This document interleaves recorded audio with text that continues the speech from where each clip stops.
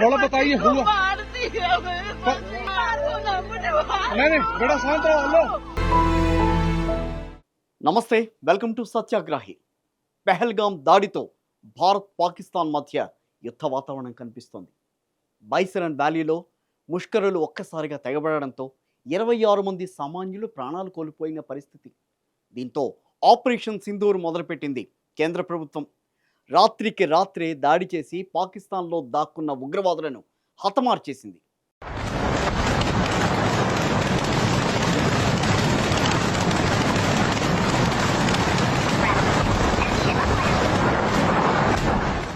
పాకిస్తాన్ ఉగ్రవాదులకు ఎలా సపోర్ట్ చేస్తోందో ప్రపంచానికి తద్వారా చాటి చెప్పగలిగింది. అయితే అసలు భారత్ పాకిస్తాన్ మధ్య ఉద్రిక్తతలు అనేవి ఎప్పటి నుంచి ఉన్నాయి? ఇప్పటి వరకు రెండు దాయాది దేశాల మధ్య ఎన్నిసార్లు యుద్ధం జరిగింది? ఎవరు పైచేయి సాధించగలిగారు? ఎవరిది పైచేయిగా నిలవగలిగింది? దీని మీద ఇవాల్టి టాకింగ్ పాయింట్.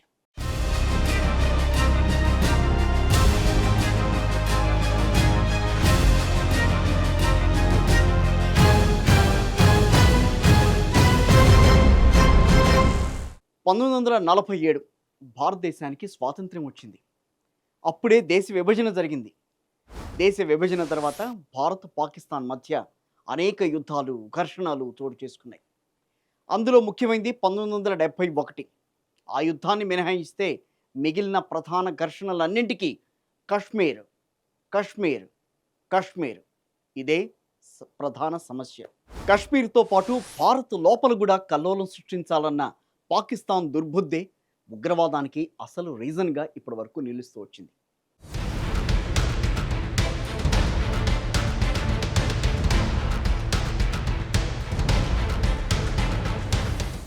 కశ్మీర్ విషయమే కాకుండా బంగ్లాదేశ్ను విముక్తి చేసేందుకు 1971లో పాకిస్తాన్పై యుద్ధం చేసింది భారత్. సో ఇలా జరిగింది మొత్తం మీద పరిస్థితి. అసలు మొదటి కాశ్మీరీ యుద్ధం 1947 అక్టోబర్లో ప్రారంభమైంది. అసలు దానికి కారణం ఏంటి? కశ్మీర్ మహారాజా హరిసింగ్ జమ్మూ కాశ్మీర్ను భారత్లో కలిపేస్తాడని పాకిస్తాన్ అప్పట్లో భయపడింది. అంటే దేశ విభజన తర్వాత ఆనాటి సంస్థానాలకు భారతదేశం పాకిస్తాన్లో ఏదో ఒకదానిలో కలవడానికి కానీ లేదా స్వతంత్రంగా ఉండడానికి కానీ అవకాశం అనేది ఏర్పరిచారు. అయితే ఈ సంస్థానాల్లో అతి పెద్దదైన జమ్మూ కాశ్మీర్లో ముస్లింల మెజార్టీ ఎక్కువగా ఉంది. పెద్ద సంఖ్యలో హిందువులు కూడా ఉన్నారు అక్కడ. అయితే పాకిస్తాన్ సైన్యం మద్దతుతో పాక్ గిరిజన ఇస్లామిక్ దళాలు జమ్మూ కాశ్మీర్లోని కొన్ని భాగాలపై దాడి చేసి ఆక్రమించేశాయి. దీంతో ఇండియన్ ఆర్మీ సపోర్ట్ కోసం మహారాజా హరిసింగ్ జమ్మూ కాశ్మీర్ను భారతదేశంలో విలీనం చేస్తూ సంతకం చేశారు. ఇంకా ఆ తర్వాత ఇరుపక్షాలు తమ తమ స్థానాలను ఎల్ఓసి పటిష్టపరుచుకున్నాయి. దీన్నే ఇప్పుడు లైన్ ఆఫ్ కంట్రోల్ అని పిలుస్తారు. అంటే దాదాపుగా 2 ఏళ్ల తర్వాత 1949 జనవరి 1న రాత్రి 11:59 అధికారికంగా కాల్పుల విరమణ ప్రకటించాయి భారత్ పాకిస్తాన్. కాల్పుల విరమణకు అంగీకరించే నాటికి భారతదేశం 3/2 స్థలాన్ని అంటే కశ్మీర్ లోయ, జమ్మూ, లడాక్ నియంత్రణ సాధించగా పాకిస్తాన్ సుమారు 3/3 భాగంపై నియంత్రణ సాధించింది. దీన్నే ప్రస్తుతం మనం ఇప్పుడు పిఓకే పాక్ ఆక్యుపైడ్ కాశ్మీర్ అని పిలుస్తున్నాం మనం. ఇక 1965 వద్దాం. 1965లో కూడా భారత్ పాకిస్తాన్ మధ్య మరోసారి యుద్ధం జరిగింది. పాకిస్తాన్ జరిపిన ఆపరేషన్ జిబ్రాల్టర్ తర్వాత ఈ యుద్ధం ప్రారంభమైంది. జమ్మూ కాశ్మీర్లోకి తన బలగాలను అక్రమంగా పంపించి భారతదేశ పాలనకు వ్యతిరేకంగా తిరుగుబాటును లేవదీసే కుట్రతో ఆపరేషన్ జిబ్రాల్టర్ను చేపట్టింది నాటి పాకిస్తాన్ సర్కార్. పశ్చిమ పాకిస్తాన్పై పూర్తి స్థాయి సైనిక దాడి చేయడం ద్వారా భారత్ దీనికి ప్రతీకారం తీర్చుకుంది. దీంట్లో సోవియట్ యూనియన్, అమెరికా దౌత్యపరమైన జోక్యం, తాష్కెంట్ ప్రకటనల తర్వాత కాల్పుల విరమణకు 2 దేశాలు అంగీకరించాయి. అప్పటికే పాకిస్తాన్పై భారత్ పైచేయి సాధించింది. అయితే తూర్పు పాకిస్తాన్, పశ్చిమ పాకిస్తాన్ మధ్య ఉద్రిక్తతలో మరోసారి యుద్ధానికి సిద్ధమైంది భారత్. కశ్మీర్తో సంబంధం లేకుండా 1971 మనం ఇందాకటి వరకు దేని గురించి మాట్లాడుకుంటున్నామో ఆ 1971లో భారత్ పాకిస్తాన్ మధ్య జరిగిన ఏకైక యుద్ధం అది. ఒకప్పటి తూర్పు పాకిస్తాన్ అంటే ప్రస్తుతం ఉన్న బంగ్లాదేశ్, ఆ నాయకుడైన షేక్ ముజీబుర్ రెహమాన్కు పశ్చిమ పాకిస్తాన్ నాయకులు యాహ్యా ఖాన్, జుల్ఫికర్ అలీ భుట్టోకు మధ్య వివాదం చెలరేగడంతో అది పెను సంక్షోభానికి దారితీసింది. బంగ్లాదేశ్ విముక్తి కోసం 1971 డిసెంబర్ 3న యుద్ధం ప్రారంభమైంది. 1971 డిసెంబర్ 3న ఆ యుద్ధం ప్రారంభమైంది. డిసెంబర్ 16 వరకు, అంటే దాదాపుగా ఒక 15 రోజుల పాటు జరిగింది. పాకిస్తాన్ లొంగిపోయే వరకు ఈ వారు కొనసాగుతూ వచ్చింది. యుద్ధం ప్రారంభమైన తర్వాత భారతదేశం ఒక స్పష్టమైన ఆధిక్యాన్ని సాధించింది. ఈ సందర్భంగా కొత్త దేశం బంగ్లాదేశ్ ఏర్పడడానికి గుర్తుగా దాదాపు 93,000 మంది పాకిస్తానీ సైనికులను భారత సైన్యం ఖైదీలుగా పట్టుకుంది. వీరిలో పాకిస్తాన్కు విధేయులుగా ఉన్న కొంతమంది బెంగాలీ సైనికులు కూడా ఉన్నారు. ఈ క్రమంలోనే చాలా ఘర్షణలు చోటు చేసుకున్నాయి. అయితే ఇక్కడ 1999 విషయానికి వస్తే మాత్రం పాకిస్తాన్ మరోసారి దుర్బుద్ధితో రెండు దేశాల మధ్య యుద్ధం అనివార్యమైంది. దీన్నే మనం కార్గిల్ వార్ అని చాలా గొప్పగా మాట్లాడుకుంటాం. నిజమే, కార్గిల్ వార్లో భారత విజయాన్ని ఇప్పటికీ ఎవ్వరూ మర్చిపోలేని పరిస్థితి. 1999లో పాకిస్తాన్ దళాలు LOC లైన్ ఆఫ్ కంట్రోల్ నుంచి కార్గిల్ జిల్లాలో భారత భూభాగంలోకి చొరబడ్డాయి. పాకిస్తాన్ చొరబాటుదారులను తరిమి కొట్టేందుకు ఇండియా పెద్ద ఎత్తున దాడి ప్రారంభించింది. 2 నెలల్లో భారత దళాలు చొరబాటుదారులను పాకిస్తాన్కి తరిమి కొట్టి ఆ భూములను మళ్లీ స్వాధీనం చేసుకున్నాయి. అధికారిక లెక్కల ప్రకారం చొరబడిన ప్రాంతంలో 75% నుంచి 80% వరకు భూభాగాన్ని తిరిగి భారత్ తన నియంత్రణలోకి తెచ్చుకోగా, భారత భూభాగం నుంచి బలగాలను ఉపసంహరించుకోవాలని పాకిస్తాన్కు అమెరికా గడ్డి పెట్టడంతో మిగిలిన ప్రాంతాన్ని కూడా ఇండియాకు అప్పగించి పలాయనం చెత్తగించింది పాకిస్తాన్ కార్గిల్ వార్ తర్వాత. అయితే ఇక్కడ అంతంత మాత్రంగా ఉన్న పాకిస్తాన్ ఆర్థిక పరిస్థితి ఏంటి ప్రస్తుతం అనేది మనం మాట్లాడుకునే ముందు 1999 నుంచి కార్గిల్ యుద్ధం తర్వాత అసలు ఆర్థిక పరిస్థితి అనేది పాకిస్తాన్ది పాతాళానికి పడిపోయింది. దానికి తోడుగా నార్దర్న్ లైట్ పదాతి దళంలోని అనేక యూనిట్లు భారీ ప్రాణ నష్టానికి గురి కావడంతో పాకిస్తాన్ దళాల స్థైర్యం అనేది పూర్తిగా క్షీణించింది. నిజమే కదా, కార్గిల్ వార్ అనేది ఎవరు ఇండియన్ అన్నవాడు ఎవరు కూడా, భారతదేశంలో పుట్టినవాడు ఎవరు కూడా దాని గురించి ఆలోచిస్తే నిజంగా రోమాలు నెక్కపొడుచుకుంటాయి. ఎందుకనంటే ఈ తరం వాళ్ళందరికీ కూడా కార్గిల్ వార్ నుంచే బాగా తెలుసు. కార్గిల్ వార్ ఏ రకంగా జరిగింది, అక్కడ పాకిస్తాన్ సైన్యాన్ని పీచమణిచే విధంగా భారత సైన్యం ఏ రకమైన యుద్ధ నీతిని ప్రకటించింది, యుద్ధ నీతితో ముందుకు వెళ్ళింది అనేది అందరికీ తెలిసిందే. యుద్ధంలో మరణించిన చాలామంది అధికారుల మృతదేహాలను స్వీకరించడానికి కూడా అప్పుడు పాకిస్తాన్ ప్రభుత్వం నిరాకరించింది. అంటే వారి పరిస్థితే ఎంత దిగజారిందో అర్థం చేసుకోవచ్చు.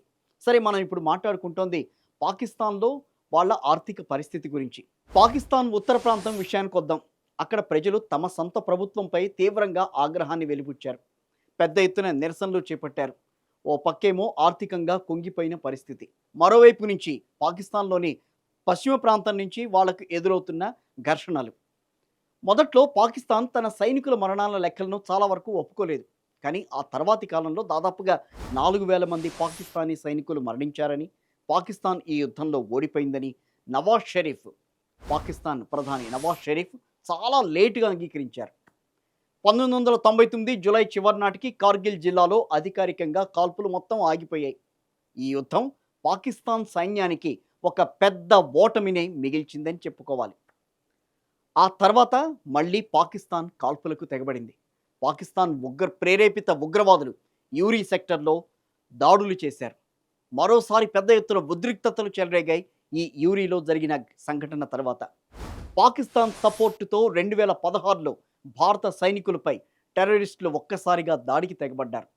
2016 అక్టోబర్ 16న ఉదయం 5:30 గంటల ప్రాంతంలో జమ్మూ కాశ్మీర్లోని యూరీలో ఆర్మీ ప్రధాన కార్యాలయంపై ఉగ్రవాదులు దాడులు జరిపారు.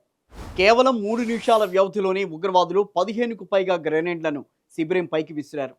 దాడిలో మన సైనికులు 19 మంది వరకు వీరమరణం పొందారు. చాలామందికి గాయాలయ్యాయి. 4 ఉగ్రవాదులు నియంత్రణ రేఖను దాటొచ్చి మరీ దాడికి పాల్పడ్డారు. ఈ దాడిపై దేశవ్యాప్తంగా ఆగ్రహం కనిపించింది. దీనికి ప్రతీకారంగానే భారత సైన్యం 10 రోజుల తర్వాత సర్జికల్ స్ట్రైక్ చేపట్టి పాకిస్తాన్ సరిహద్దుల్లో ఉన్న ఉగ్రవాద శిబిరాలను బూడిద చేసేసింది. ఆ యూరీ అటాక్కు ప్రతీకారం తీర్చుకునేందుకు మన సైనికులు కూడా సమయం కోసం వేచి చూశారు.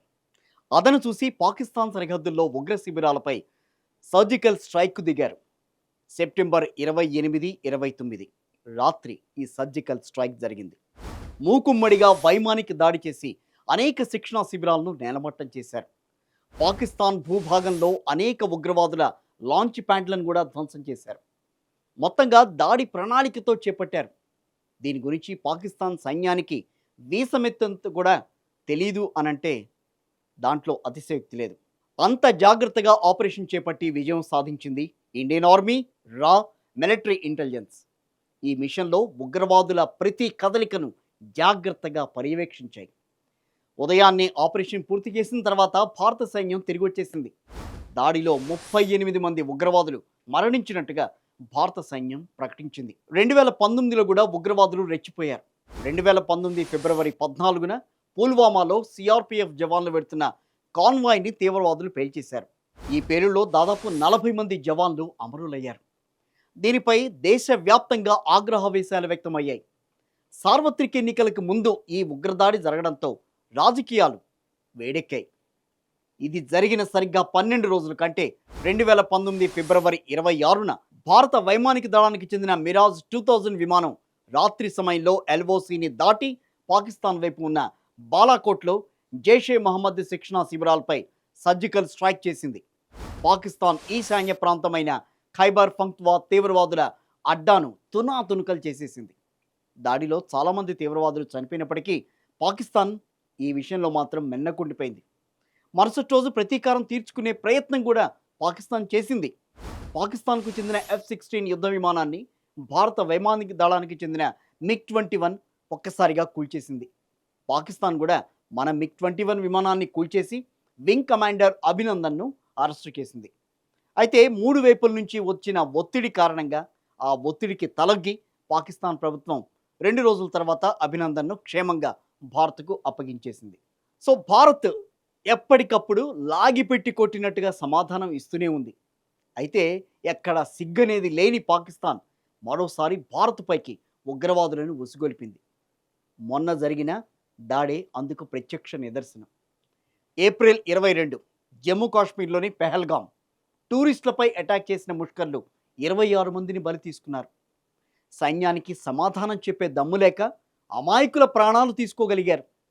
పాకిస్తాన్ ఇక్కడ ఎంత నీచానికి దిగజారుతున్నా కూడా అమాయకుల జోలికి వెళ్లకుండా టెర్రరిస్టులను మాత్రమే మట్టుబెట్టిన ఇండియా పెహల్గాం దాడి తర్వాత మాత్రం ఒక కీలక నిర్ణయం అయితే తీసుకుంది. అంతకంతకు బదులిస్తాం, జాగ్రత్తగా ఉండండి అని చెప్పి ఒక రకంగా ముందస్తు పక్కా వ్యూహంతో ఒక రచన చేసుకుంది. India will identify, track and punish every terrorist and their backers. ఈ క్రమంలోనే ఇండియా చేసిన ఫస్ట్ పని ప్రపంచం ముందు పాకిస్తాన్ బద్మాష్ కుట్రలను ఆధారాలతో సహా ఉంచటం. పెహల్గాంలో దాడికి పాల్పడిన ఉగ్రవాదులు అసలు ఎవరు, ఎక్కడి నుంచి వచ్చారు వారు, వారికి ట్రైనింగ్ ఇచ్చింది ఎవరు అనే విషయాల మీద ఒక స్పష్టమైన ఆధారాలతో సహా నిరూపించగలిగింది. ప్రతి ఒక్క దేశం ముందు పాకిస్తాన్ను బట్టలిప్పి నిలబెట్టింది. దీంతో కనీసం డిఫెండ్ కూడా చేసుకోలేని దుస్థితికి దిగజారిపోయింది పాకిస్తాన్. అప్పటికైనా కాస్త సిగ్గు తెచ్చుకుంటుందేమో, తలదించుకుని తప్పు ఒప్పుకుంటుందని అందరూ అనుకున్నారు. కనీసం పరువైనా నిలబడి ఉండేది అలా చేసుంటే. కానీ లేని ధైర్యాన్ని అరువు తెచ్చుకుని భారత్ మాపై దాడి చేస్తే మేమేం చూస్తూ ఊరుకోం అంటూ బీరాలు పలికింది. అయితే ఇక్కడ మనం గమనించాల్సింది, ఇంత జరిగినా కూడా ఇండియా ఎక్కడా తొందరపాటు చర్యలకు దిగలేదు. భారత్ ఎప్పుడు కూడా తొందర పడకుండా చాలా జాగ్రత్తగా అడుగులేసిన సందర్భాలు చాలా ఉన్నాయి. ముందేమో సింధు జలాలను నిలిపేస్తూ నిర్ణయం తీసుకుంది భారత్. ఇక ఆ తర్వాత ఎగుమతులు దిగుమతులను నిలిపేసింది. పాకిస్తాన్తో ఇప్పటి వరకు ఉన్న ప్రతి ఒప్పందాన్ని కూడా రద్దు చేసింది. పాకిస్తాన్కు చెందిన ఏ వస్తువైనా సరే, ఏ విషయమైనా సరే భారత్లో నిషేధం విధించింది. పాకిస్తాన్కి సంబంధించిన సినిమాలు కానీ, సినీ నటులు కానీ, యూట్యూబ్ ఛానల్స్ కానీ, ట్విట్టర్ హ్యాండిల్స్ కానీ ఇలా అన్నింటినీ బ్యాన్ చేసి ఒక్కసారిగా గోబ గుయ్యమనేలా సమాధానం ఇచ్చింది భారత్. ఇక్కడతో ఆగిపోయిందా? లేదు. సమయం కోసం చూసింది. అన్ని వివరాలు సేకరించింది.